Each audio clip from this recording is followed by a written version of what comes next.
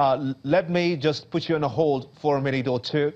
This is an extensive, robust discussion about Osun Decide 2018, where the governorship elections is going to be taking place tomorrow.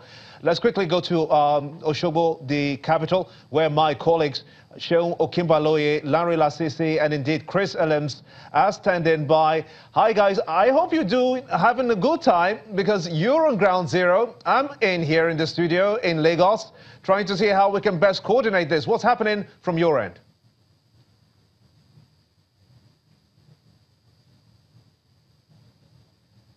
Thank you so much, Kimba, and welcome everyone to Osogbo, the capital of Osun State. We're giving you the robust coverage of the Osun governorship election. Welcome, everyone.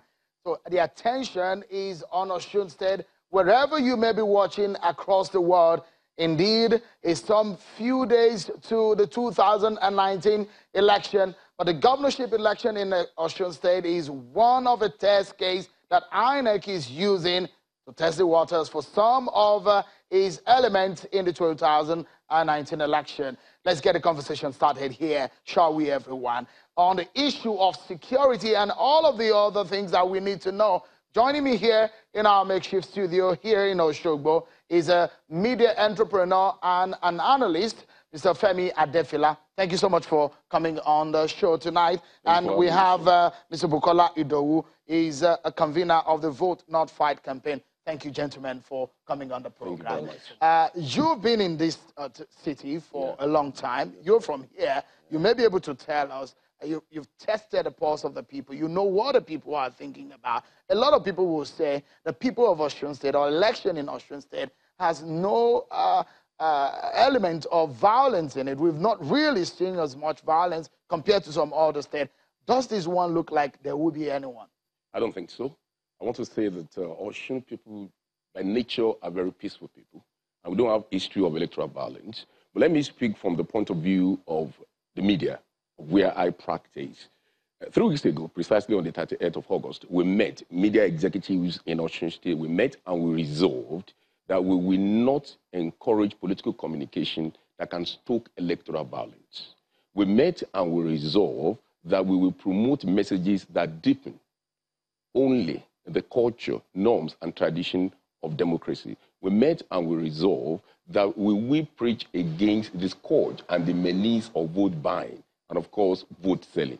We've been carrying messages pro bono on our different channels to let electorate be aware that on that vote, there are so many contents. There is good road content, there's electricity content, there's hospital content, and everything you need are on your vote. And of course, we met and we resolved that, again, we will promote pro bono public service announcements that are peaceful oriented. And we've done that to sensitize the people to governance and to encourage them that election will be won. You're doing this specifically for this election. That's right. But a lot of people will argue that Osun people are not, they are not used to, they don't have history of electoral violence.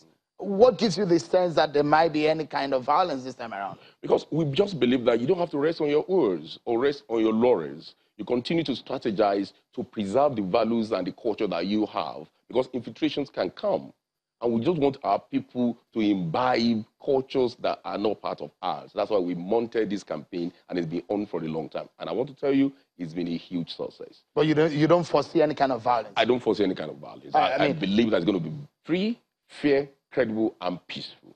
Because sometimes there's security research to find out in which areas do we find the green, the amber, the blue areas where possibility of peace and violence. For the Vote Not Fight, you've intensified your campaign throughout this period. What have you found out, especially in the youth of Osun State? Well, as regards the campaign of Vote Not Fight and what we've been able to do, we've been able to move around the states, and we have structured even to the ward level, 332 ward volunteers to the ward level. And what we did to have 35 local government coordinators to be able to push out this message of Vote Not Fight. And the major campaign there is that election is not war, election will be war.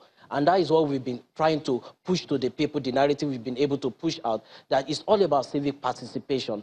Go out and vote. It's not all about violence or breaking bottles or doing a whole lot of things like that. But having said that, this has to be intensified because there is a peculiarity around off-cycle election.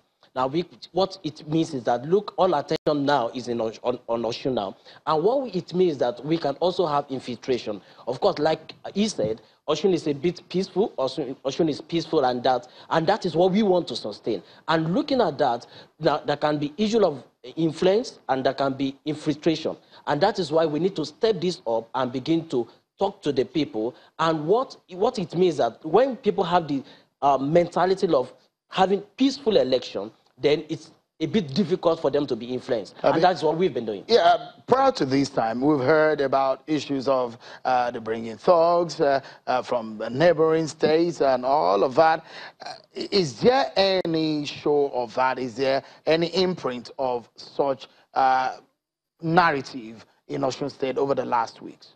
Of course, people have been saying that there are a lot of strange faces in town, and that is what off-cycle election normally, that's the narrative around off-cycle election. But of course, and why are we intensifying that is that, look, it's not easy for people outside to cause chaos in the state without the assistance of the people of the state. And that is why we have to sensitize our people that even you need to match the violent narrative with the peaceful narrative, and that is what we have been doing. But of course, we wouldn't say we can't have strange faces in town. But at the same time, you must have done your research.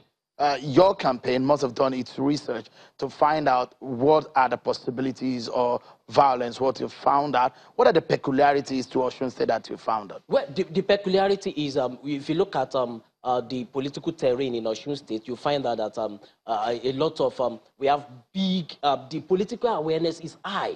So people want to vote and people want their votes to count. At the same time, politicians are also out there to make sure that they get that seat that is only for one person out of the 48 candidates. So what it means is that everybody is pushing out their strength, their muscle in their own area. This is perhaps the most intensified race in the history of Osun State. And it's the first time we are having 48 candidates in a gubernatorial election. And perhaps the first time you will have as much top contenders in the race. Heavyweights, gladiators across the 3 senatorial districts, struggling it out. Keen contest, isn't it? Yes.